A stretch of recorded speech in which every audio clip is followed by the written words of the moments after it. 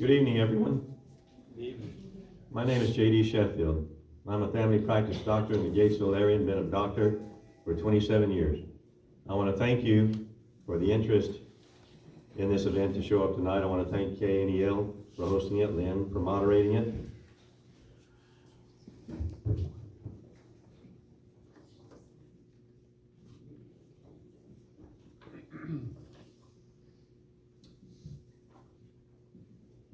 It has been my honor to be your state representative for the past 7 years. I hope to have the opportunity to serve in that role for another term. The priorities of our office over these past years have not changed. First has always been healthcare. Second has always been pro-public education. Third, anything that benefits the rural economy. But the most important thing to come up tonight, talking about the next session, is going to be redistricting. And I will touch on that in a bit later. Being a physician, healthcare was my catalyst to run for this office.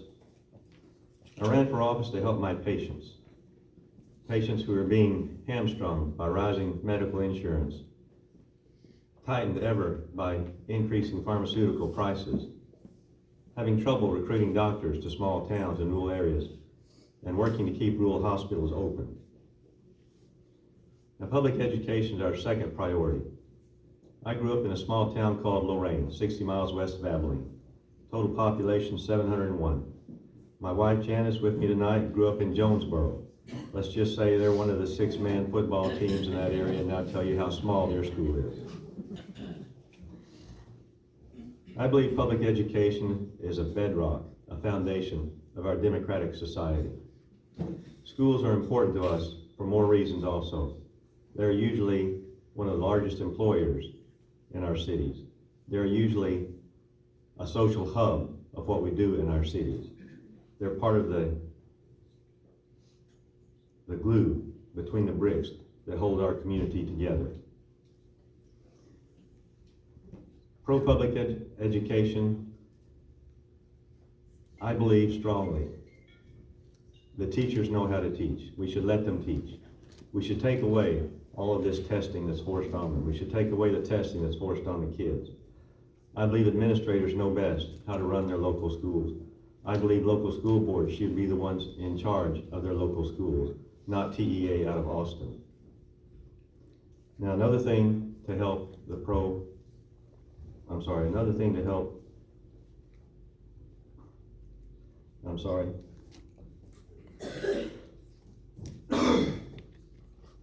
touch of bronchitis tonight, I'm sorry about that. Another thing about the rural economy is our work to get broadband internet to every small town, and also to keep those two strong points of the rural economy. Because when you're trying to get retirees here, what's their first question? How good is your health care? When you're trying to get young couples with children here, what's their first question? How good are your schools? Was that my timer? No. Okay, sorry. All right. Now let's talk about redistricting. We're going to do the census. In the next session, the first priority will be redistricting. The second priority will be redistricting. The third priority will be redistricting. That's when we redraw all of the boundaries for every state house representative, every state senator, and especially the U.S. congressional people in Washington. Now, Brady, you have been through this before, but in a different way. When we first came to Brady to get acquainted after first being elected, we told the community leaders that we would try to get hired just as much as their former representative did. And they said, we never saw him. I said, how come? I said, well, used to, Brady was in a district with Kerrville. Kerrville was the vote center. Whoever won Kerrville won the district. I don't want to see Brady end up in that situation again. If we go back as your representative once more, seniority is what is based upon when redistricting comes. And with 8 years, 4 terms of seniority, I want to keep District 59 together. I want McCullough County and San Saba County to stay in District 59. I don't want to see you be pulled off and go somewhere else where you're not important in the votes and therefore not important in the eyes of the state representative who represents you. So again, that's our priorities. I look forward to your questions. Being a doctor, I'm much more used to answering questions than giving speeches, and I thank you very much.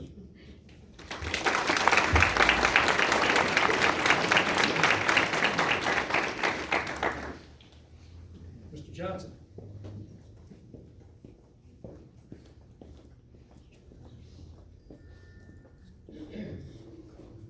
Good evening, everybody. First thing I gotta do is make a confession. The reason I'm wearing a straw hat before Memorial Day is because we had a pretty good rain shower this afternoon, and I had to gather some cattle, and it was a little heavy, so I had to put those straw on now. But anyway, hello everybody, my name's Cody Johnson. I'm running for state representative because I want to protect what we have here in Texas for generations to come. Because what we do today affects our kids, our grandkids, and our great-grandkids.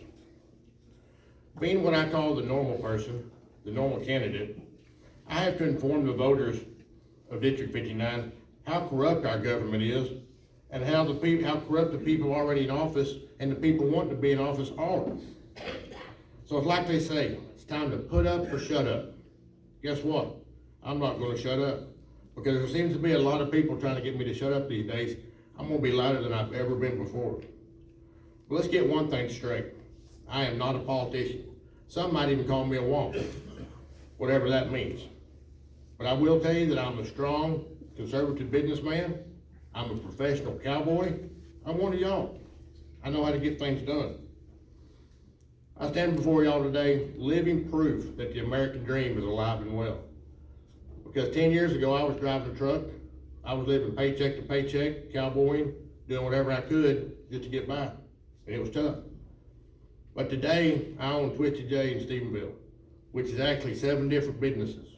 I own it with my wife, Luann, which is the oldest of 9, my kids, Bailey, Tori, and Clay, and my mom, Linda, aka Mama. But you know what the best part of it is I get to work with my family each and every day, all day, and each and every one of them support me in this endeavor. We started Twisted J 4 years ago with 3 employees. Today we have 120 plus, becoming one of the largest employers in the area. So I understand the responsibility of running a large-sized business and the importance of bringing jobs to our area. Until May, when I announced that I was running for this office, I was a standing CEO there at Twisted J. But I have since stepped down as CEO and handed it over to my daughter, which was acting COO, and now she's the CEO. She's pretty happy about that. But just like our President Donald J. Trump, he handed his business down to his family because he knew that he could trust when he become president. And I can tell you, after meeting the president on several occasions, he truly does care about the American people, the same way that I care about my employees and the people of District 59. But we have to stop referring to our members of government as our leaders. We do not answer to them. They answer to us. They are our representatives. So let's get back to a government that represents the people, period. I had a man I was sitting in business with here a while back, and he said, but I don't want to tell you how to do your job. And I looked at him and I said, sir, that's exactly what I want you to do, is tell me how to do my job. But I will tell you what I am going to do. I'm going to protect our constitutional rights of life, guns, and property. Let's just say that life begins at conception, and being adopted, this issue is really close to my heart. I will protect the Second Amendment with my life. They ain't getting our guns. And I will fight for the property rights of every landowner in Texas. Because I am a landowner. The ranch that I live on today has been in our family for well over 100 years. I will work to shrink our government and reform Austin. I will get rid of unfunded mandates and I will grow our economy and create more jobs. I will continue to improve our education and healthcare systems. Like Dr. Sheffield says, that is the heart of our communities and we have to protect them. And finally, I will secure our borders. Did you know in the last 2 years, we, and I mean as we in Texas, have spent $12.6 billion in social service for illegal immigrants. I don't know about y'all, but I think of a lot better ways to spend their money than that. So I look forward as your next state representative to working with all law enforcement agencies to securing our borders and making Texas safer for everyone. I am so honored to be endorsed by the K9 for Cops, just one of the great associations helping law enforcement agencies making safer for everyone. I'm also the only candidate that is being endorsed by the Sheriff of Hamilton County. I'm also on the board of directors as the sitting president of the Erath County First Responders Foundation, which helps first responders and their families in time of need. But just like President Trump draining the swamp in DC, I plan on draining the swamp in Austin. Because for too long, we've had too much slick talk and promises, empty promises from career politicians and lawyers. Some don't even want you to know that they're lawyers. And it's been business as usual. Politicians are doing the bidding of special interest groups that own them instead of serving the constituents. Like you, I have voted for these people. And like you, my voice has gone unheard. So it's time for that to end. And I'm the only candidate that has not accepted special interest money, which means my vote cannot be bought. So I can fight for the people of District 59 and finally give rural Texas a loud and clear voice that we haven't had in a long time. I am not a member of the establishment, nor have I ever wanted to be a member of the establishment.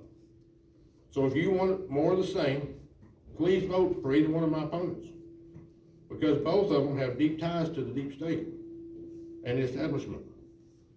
But if you want a true conservative outsider, a true conservative businessman, like President Trump, then I'm your man. Please vote for me on March 3rd, or early voting.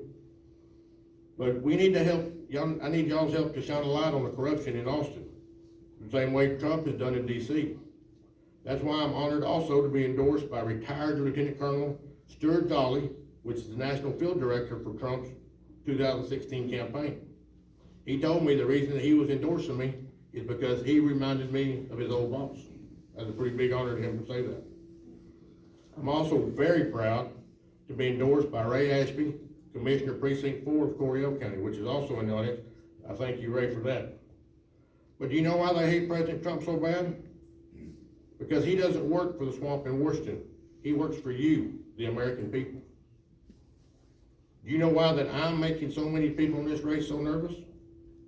Because I'm not going to work for the swamp in Austin. I'm going to work for you, the people of District 59. I'm a lifelong resident of District 59. I've raised my family here, and I've built several successful businesses here. This is my home. So if you're a proud President Trump supporter and plan on voting for him and to keep this movement going so we can get our country back, then I ask for your support, and I humbly ask for your vote, so we can stand together and send a loud and clear message to Austin. It's not going to be business as usual anymore. Thank y'all for having me tonight. God bless each and every one of you, and God bless the great state of Texas. Thank you.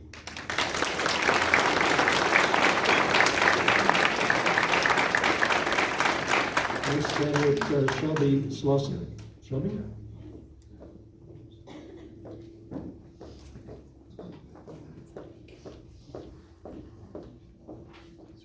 Hello, hello. Thank you for coming. I'm Shelby Slauson. I'm a born and raised Central Texas gal. Adjust the mic. Can you hear me back there? I'm a little shorter. Okay. I've been married for 22 years to my wonderful husband. We run 3 small, successful businesses and are raising 2 beautiful girls who are our pride and joy. Y'all, I am a fierce, unapologetic conservative. I believe firmly in limited government, low taxes, reasonable regulation. As a pistol-packing mama, in defending the Second Amendment, protecting innocent life, and in celebrating personal responsibility. A while back, somebody close to me says to me, "Young lady, don't fear the storm. You are the storm. With the Lord in your heart, fear no evil." So 8 months ago, we launched a campaign focused on 2 important things: the severe lack of engagement with the people in our district, and a very poor voting record that is just out of line with our conservative values. People ask me all the time, why are you running? It's always been about those 2 things, and the very simple belief that we can do so much better. When we live in the deeply red heart of Texas, it's just wildly out of sync for us that for the last 8 years, our state rep has consistently ranked at the bottom of the conservative index as the second most liberal Republican in Texas. And y'all, that's not just me saying it. That's a statistically verified fact published in a study after every session by Rice University.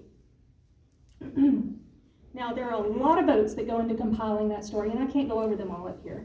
But we have a flyer over there, and if you haven't already seen a copy of it, please get one before you leave tonight. I'm going to tell you about just one of those. We get a lot of ads in mail talking about claiming credit for creating the toughest ban on sanctuary cities in the country. But y'all, what really happened back in 2017 when Senate Bill 4 came to the House floor is it didn't have any enforcement mechanism in it.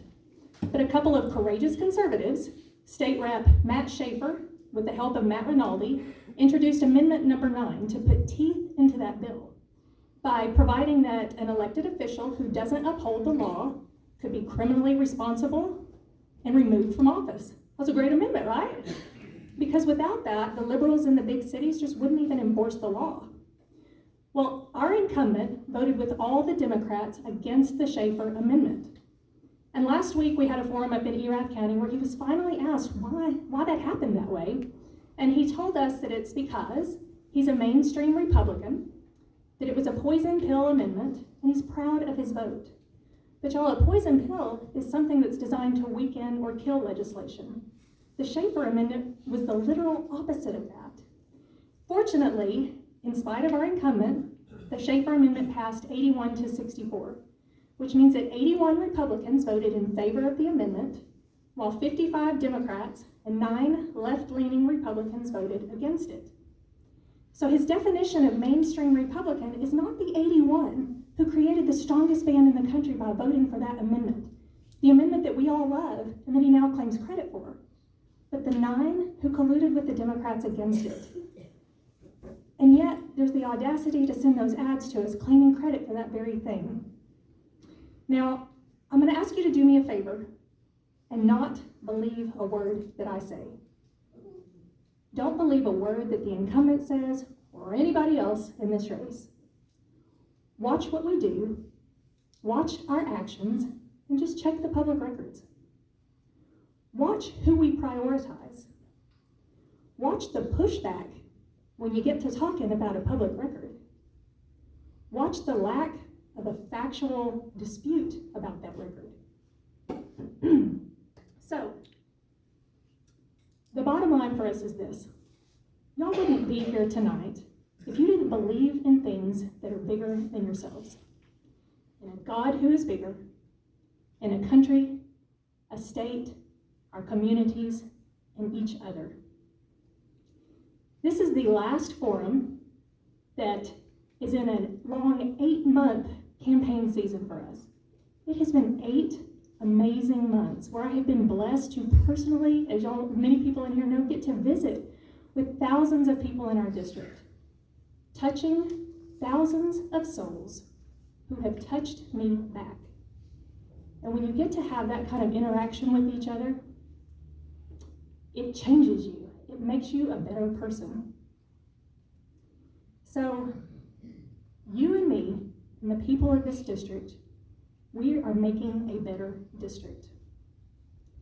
And I invite you to reflect on that Lord that we love and all of those things that are so much bigger than us, and to know this: you are the storm.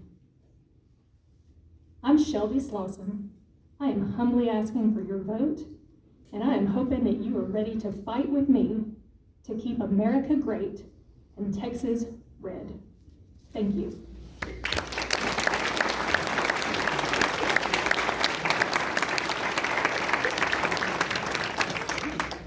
Thank you very much. Thank you. We have a few questions, and most of them are for all of you, so if you want to sort of make your way back up here, maybe even have a seat or stand around if you want to. We can get through them. I got several that really address issues that are for all 3 of you candidates, and that would be, first of all, I guess a show of hands would work. The question was, how many of you have license to carry permits? Mr. Johnson, I can't see. Muhammad, okay, not Mr. Sheffield. All right, that one was fairly simple. Got some questions, and they're really addressed to each one of you about, we'll start off with Dr. Sheffield. The question is, did you ever vote for term limits for certain officials? And did you ever vote against legislation allowing concealed handgun licenses to holders to conceal a firearm or consenting on a consenting college campus? I guess that's the key part.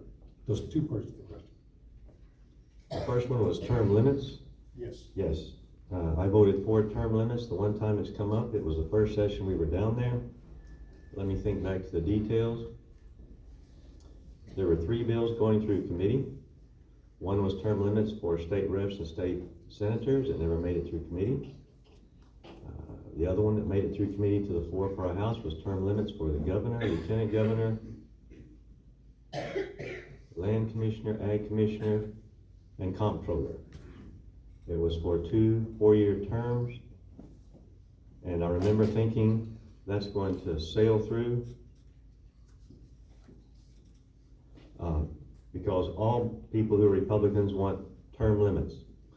And I was shocked, and still remember how shocked I was when more Republicans voted against the term limits than voted for it. I voted for the term limits, but the bill failed to pass. Now, your second question? Second part of the question was, did you ever vote against legislation allowing concealed handgun license holders to conceal a firearm on a consenting college campus? That was called campus carry. That affected Tarleton State University in our district, and I voted to let Tarleton State University decide if they should have campus carry on their campus or not. So I voted against the campus carry at that point, therefore to allow Tarleton State University to decide themselves how they wanted to have campus carry on their grounds.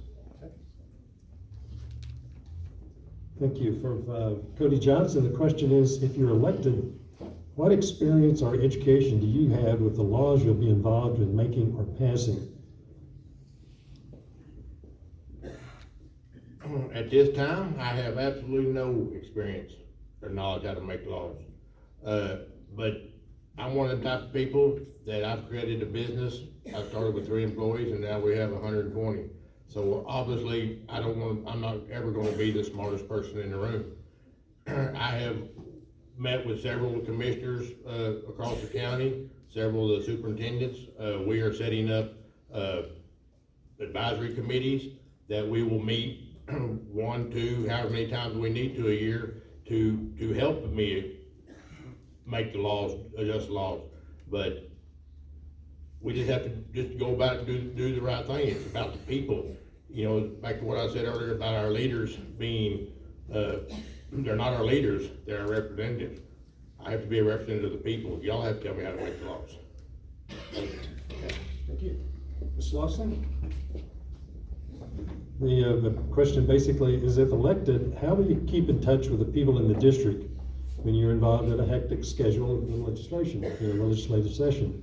Will you stick to your beliefs and promises to the people you plan to represent, or can you be easily swayed?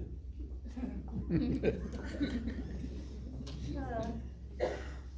a little fierce, y'all. I believe so strongly in engaging with people, and I can't understate how important I think that is for our district going forward. It's not about a campaign, it's about how do we relate in Central Texas and what role do we play as the state is changing around us. And sometimes it's not necessarily the difference between conservatives or liberals or Republicans or Democrats. Sometimes it's the difference between we're a very rural area competing with very urban areas that don't necessarily understand our way of life. So I've always been a collaborator, a networker.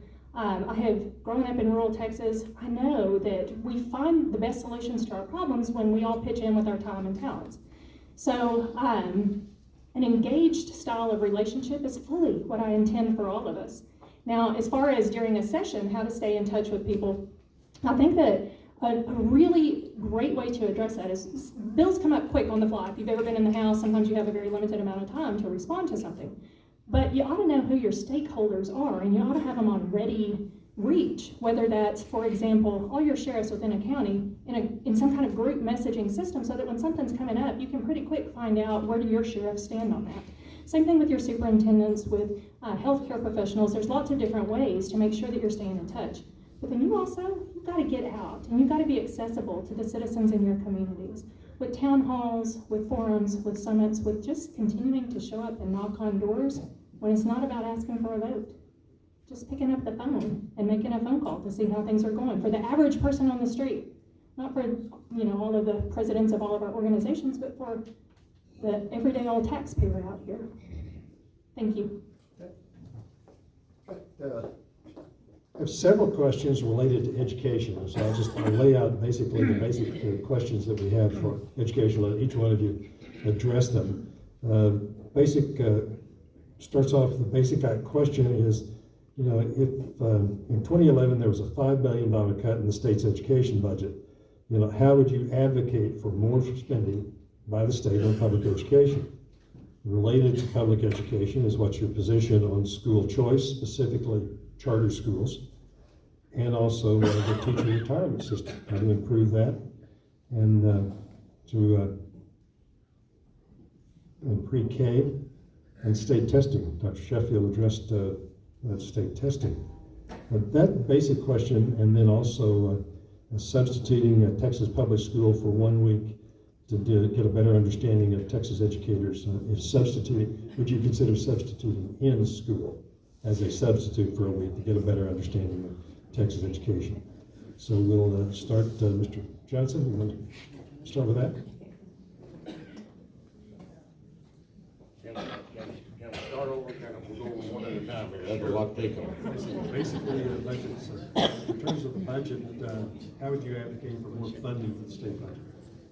Well, right now, our rainy day fund is almost to capacity. Pretty simple. We start taking money from our rainy day fund to add to that. Because education is our #1 priority. Just like I said earlier, our kids and our grandkids are what this is all about. What we do today affects them. So we have to be able to fund the education system. We'll find the money. Okay, are you, what's your point of view about charter schools? On that, I think I'm not a fan for the school vouchers. I think that it's a parent's choice, where they want to have their kids educated. I think that the money, though, should stay with the public education system, because the parent's choice could go wherever they wanted to go. So, pretty simple there.